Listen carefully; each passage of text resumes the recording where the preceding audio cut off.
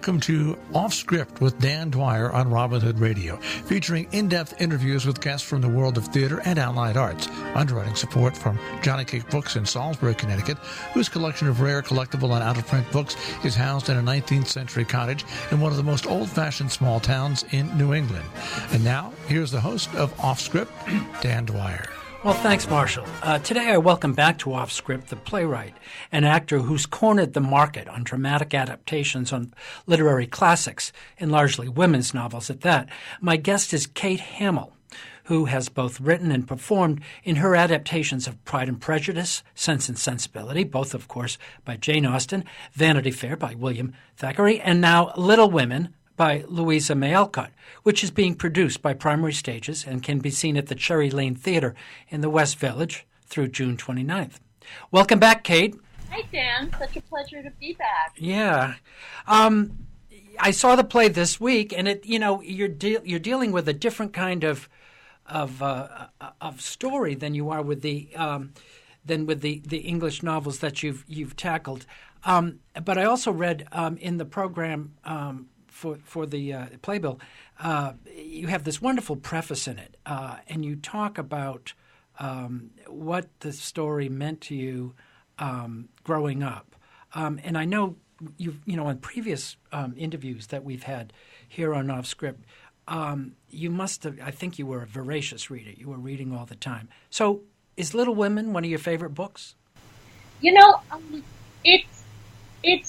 I wouldn't say it's one of my current favorite books, although I enjoyed it very much. It's something that was very meaningful for me when I was a child. And my experience has actually been that that's pretty common for women. I've talked to so many who have this very deep, meaningful experience with this particular book, that it's kind of a thing that's passed down generationally, that you read when you're younger, and then you kind of set aside. I mean, some people do read it in adulthood, but mostly we read it when we're adolescents, because it is a novel about going through your adolescence.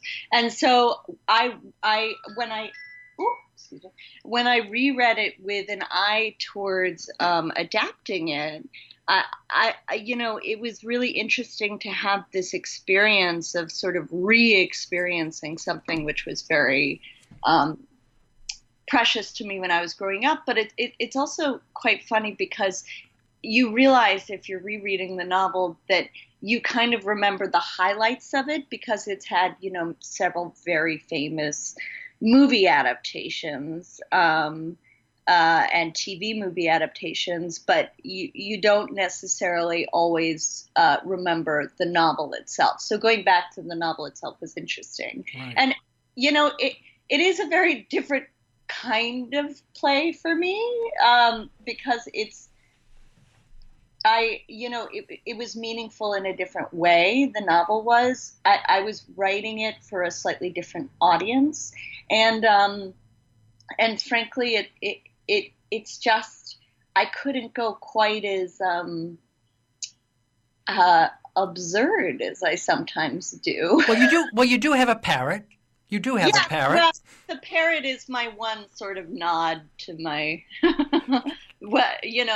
I do have a man in this production, Mike Crane, who's a lovely actor and does the best parrot anyone's ever seen. I do have a man playing a parrot, but that is sort of more in the line of produced plays that I've had. But Little Women, when I was coming towards it, and this was the hardest one to adapt I've ever done. And I've done the Odyssey, but this was harder than the Odyssey, to be honest. Wow. Which one would not think going into it, but it just took a lot of work.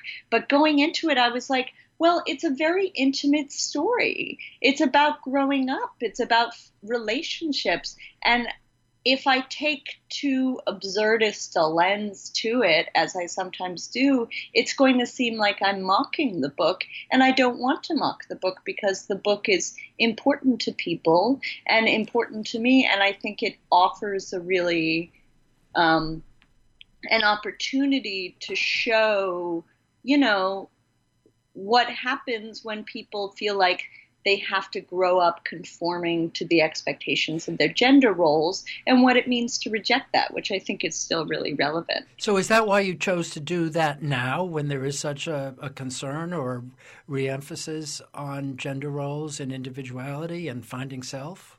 Well, I was really interested in doing Little Women because I was interested in doing a story about, I do think it is a foundational story for American women, and a lot of adaptations of it, if you stick to, what happens in the book, it is automatically quite conservative and quite constricting.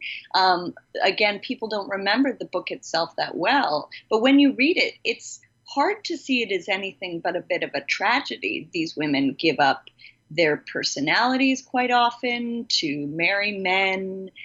They give up their ambitions. They are constantly squelching. For those of us who can't remember the book, could you, in a very, very briefly, just describe the personality types? And I don't want to reduce them to types, but the four personalities of the four sisters. Sure. There's Meg, who is sort of the child who follows all the rules, and she goes and gets married quite young and has children. There's Jo, who's the based on Louisa May Alcott herself, who's the writer who, in the book, not in the play, she, after a period of writing, she eventually gives up her ambitions of writing because she falls in love with a man, and she decides that that's not what she wants to do anymore. That is not what happens in the play. There's Beth, who the daughter who stays at home and tragically dies, and there's Amy, who in the novel, not in the play, is sort of the one who, and she has artistic ambitions. She also gives those up to marry a man. In mine, she's sort of the socialite. She's the one who's good at. She's socially smart. She's good at navigating society, and she's a foil to Jo. And empathetically a little undeveloped too, and at certain points in the play. No, well, I find Amy to be the foil to Jo, because I think that she's the person who does obey the rules of society and benefits from that. But I'm interested in exploding all these archetypes a little bit. In My Little Women, Jo does not marry a man, because in My Little Women, Jo is not straight. In case you're just joining us, the program is Off Script. My guest is Kate Hamill. We're talking about her new adaptation of Little Women, which is the first American novel that she's adapted, and she's also a featured player, actor in it at primary stages now through June 29th. Let's get back to Jo. She's not straight. You have her basically. For most of the play, in a men's suit of clothing. Yeah, some of that is coming from the Alcott, and Louisa May Alcott herself based Jo on herself. And Louisa May Alcott did not want to write this series. She was sort of asked to write it by her publisher. She was very resistant, but then it became wildly popular. It made her fortune. It made her become the writer we know today. And it was written as a serial, so people were following along as it happened. And they really wanted Jo to marry Laurie. And Louisa May Alcott was absolutely, that was not going to happen. She was not going to marry him, her heroine off to Laurie. So she rejected that. And then she came under pressure because even in the 19th century, Jo was giving off a lot of, signals that she was not straight. Mm-hmm. And it is my belief, and I'm reaching a little bit, but there is some dramaturgical evidence that Alcott herself was not straight. She famously said, "I have a man's soul within a woman's body, and I've never fallen in love with men, but I've fallen in love with lots of pretty young girls," which seems pretty not straight to me. And that she closeted her main character in order to protect herself, because she never married. She continued to be a writer, but in the novels, she sort of concocted this German professor character in the last 500 pages and marries Joe off to him.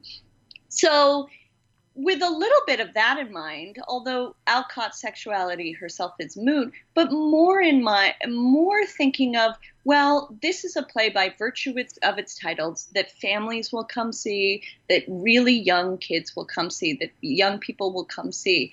I thought, I am not going to create a character who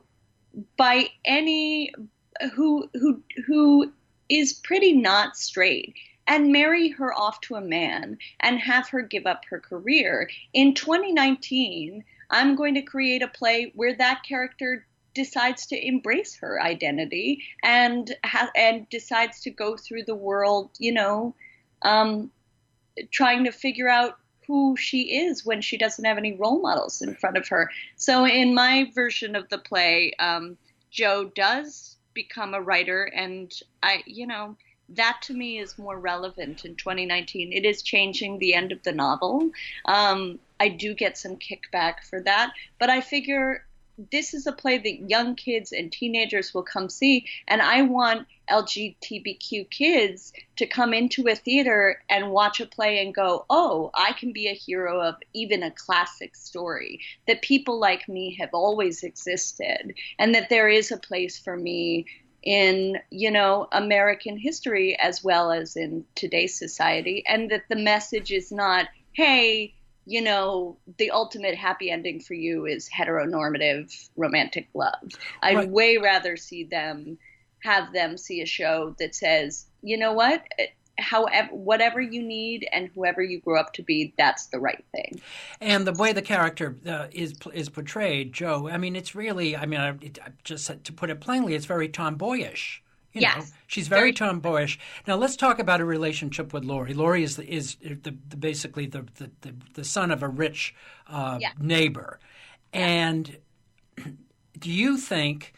And he wants to marry Joe anyway. So did you intend to imply that he really didn't care if Joe was not romantically or sexually attracted to him? He just wanted to find a life partner. Well, I actually think there's an argument to be made that, in my play, and not in the novel, but Laurie says, Joe is saying, I wish I wasn't a girl, I wish I were a boy. And Laurie says, well, I kind of wish I were a girl. So, and I think that there's a spectrum there. I'm fine with, maybe Laurie himself is gay. Maybe Laurie is on that spectrum. And that's why he sort of falls for her. Or maybe he's just confused, or maybe he loves her so much, and I do think they are sort of soulmates, that those feelings get all confused, and he just wants to be with her, no matter where she is on the spectrum. And I think she, throughout the play, is also figuring out where she is on that spectrum. But he's crestfallen in your play. He's absolutely crestfallen. Because he loves her, and I do think it is not at all unusual for people to get into sort of like, especially when they're teenagers, which these characters are, situations where if sexuality is still in flux and orientation is still in flux, hearts get broken along the way because people get confused. They love each other, but they don't know where those limits are. And while Joe is not straight in mind, she may be bisexual. I'm totally open to that, but she's not into Laurie. And she's, she just doesn't feel that way about him. And I think that's heartbreaking for both of them.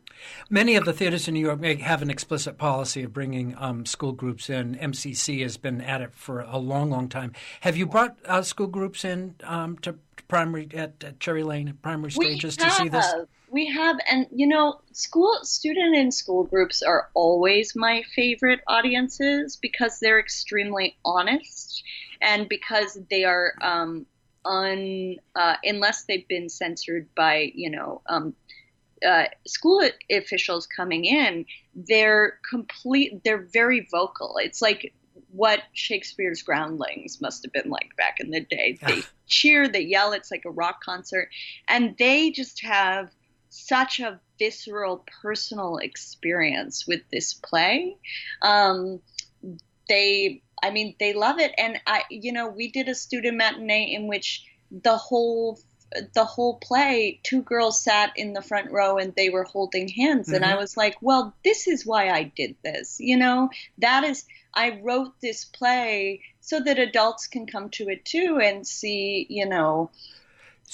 their issues reflected, but also so that young people can come and see themselves reflected. And that's also was very much, that's why I did. For these kinds of plays, race-blind casting is perfectly normal and relevant and applicable and part of theater these days. But did you make an explicit decision to cast Joe as with an African American?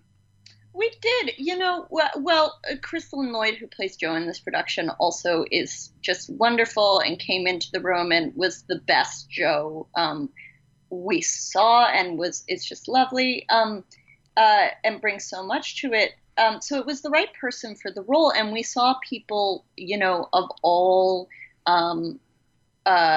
races. We saw people who self-identify as non-binary. We saw cisgendered women. We saw people from all across the spectrum, and we were open to anything. But we were all. It is in the script that this play must be cast in an inclusive fashion. Right. That you cannot cast it with just in this very dramaturgically rigid way, as like you were doing the movie. Yeah, we're doing the movie because for me, if this is a play about American women, it is so important for me that it reflects American women today, and especially given the challenges that women of color and non-binary people of color face in this country. It was so important to me to highlight that. It also, in 2018, this play had its world premiere at the Jungle Theater in Minneapolis. Sarah Rasmussen, the artistic director there, commissioned this piece, which is why it exists, and I'm so grateful to her.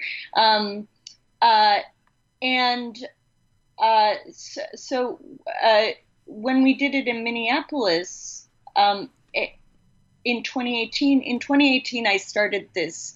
I had this personal pledge to myself, which is, I identify as a feminist playwright, an explicitly feminist playwright, and I believe, as so many other people do, that if my feminism is not inclusive, then it is just not feminism at all. It is nonsense.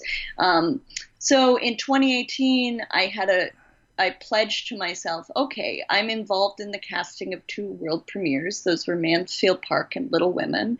And I am going to cast these 2 lead roles as women of color because I think it's incredibly important to carve out a road for women of color to be the leads in these classic stories. So that's what I did in both Minneapolis with Little Women and Chicago with Mansfield Park. And it's just been, I think it brings so much more resonance to the story, but it also just opens things up. Well, also in the case of Little Women, it's an oblique reference to the fact that the Civil War is going on, and that was largely about slavery. Yeah, what I didn't want to write is write a play that's all about, oh, poor white girls during the Civil War. I think people were suffering in a much more visceral fashion, and as we've talked about before too, I'm someone who very much embraces. Plays don't have to be dramaturgically rigid. They're not film. They don't have to be completely realistic. And the framing device of this play is Jo as a playwright creating her own world. So in a way, the actors in the play, I'm very much embracing, hey, we're actors in a room. We're telling you this story, but it's not completely realistic. And thus, race is... It need not be dramaturgically rigid, and in fact can be used to illuminate the story. You mentioned that this was the hardest thing you did, even harder than adapting The Odyssey. Yes. Why? I guess why? Why harder than everything else you've done? Because Little Women, if you look at it, is kind of more obvious a story and more, A to B to C to D than just about anything else. It doesn't segue into, social satire like Jane Austen can or Thackeray does, or gets into all of this, class system and all of that kind of stuff. It's a pretty straightforward story about white girls growing up during the Civil War in Boston. What's wrong with you? Well, actually, if you reread the book, it actually does, because she wrote it as a serial, it does not have an arc. Yeah. It's got a bunch of little tiny adventures, and they kind of eventually get somewhere, but there's only one really big event in the whole book that has anything approaching a climax that goes throughout all these adventures, really, and that is Beth's sickness and death. But everything else is just sort of these, like tableaus. So to create an arc that was divergent from the story, but also true to the story, to make it not twee, because the novel itself, if you just put it right on the page, they follow Pilgrim's Progress the whole time. It is quite, oriented that way. It is, some of the language is, it just would be hard. It's hard to make it dramatic, because it is, everything's sort of little. Mm-hmm. It's Little Women. So I had to create all these big circumstances while not breaking the sort of fragile spine of what is intimate relationships, and making sure it is socially relevant and feminist today, because that's why I do these things. It also, while I was writing it and rewriting it, first of all, I wrote the first draft before the election, and I was feeling a little more positive. Uh-huh. I was like, oh, we're going to have a female president and everything's going to be great. And obviously that's not how it turned out. So I almost abandoned it for about a month. I almost went, well, I don't want to write Little Women. I don't want to write a story about how it's important for us to maintain connections even in the face of strife, and remain in conversation with people who are different than us. Yep. Because frankly, at that point, I didn't want to. And I had to get back to that place because I do think it is important. And this play is set against the backdrop of the Civil War. Yep. And it is about conflicts within a family. So that connects. And then when I was in the workshop for it at the Playwright Center in Minneapolis, which is an amazing place to workshop a play, I had a dear close family member who was very, very ill. And so, and that I'm just not naming them out of that's fine. Privacy. But it was a close family member, and that's when, and I think plays only work if you're putting yourself into them. Yeah. So the framing device of this play is Beth asking Jo to tell her a story about herself. And that is based on, I was sitting with my ill family member, They were very, very ill. They thought they were dying. The family, we certainly thought that they were dying. The doctors told us to prepare ourselves. And that family member, under the influence of a lot of medication, said, "Tell me a story." And I said, "What kind of story?" And they said, "About myself." So I told them a story of their own life, and that worked its way into the play. But it was, as a sort of tribute to them, and while that, and then they recovered. So it's been miraculous, but at the time it was very painful because, it was so much, it was overlapping a lot into my own life, that this was an attempt, just as Jo writes this play within a play as an attempt to keep her sister alive, I was doing this in an attempt to, keep my family member alive in memory. We've got time just for one brief question. Hello? Yeah. Yeah. Oh, I'm here. You compare in the preface you compare Little Women to Our Town. Arguably, one could make the case, the best American play of the 20th century. What do they have in common? Well, I think they're both a kind of memory play, and I think they're deceptively. The idea is that they're deceptively small and about small things that happen in our life, but how that adds up to the value of our lives. Mm-hmm. And so when I was working on this, I felt very much like, Our Town is about these little moments that we think are a bit of throwaways or not the most important. But they mean a lot. And they make up the fabric of our lives. They make the fabric of the day. Thank you, Kate, for coming on. I'm particularly taken by how personal you were about what the pain that went into writing this, making this adaptation, and how it's worked out so successfully. Thanks again for coming on. It's always nice to have you. Pleasure. Always happy to come. And thanks for listening, everyone. My guest today has been KATE Hamill. She's a feminist playwright whose adaptation, a very different adaptation of Little Women by Louisa May Alcott, is down at primary stages at the Cherry Lane Theater in the West Village through June 29th. Until you join us next time on Off Script, as a dear departed friend of mine used to say, be well.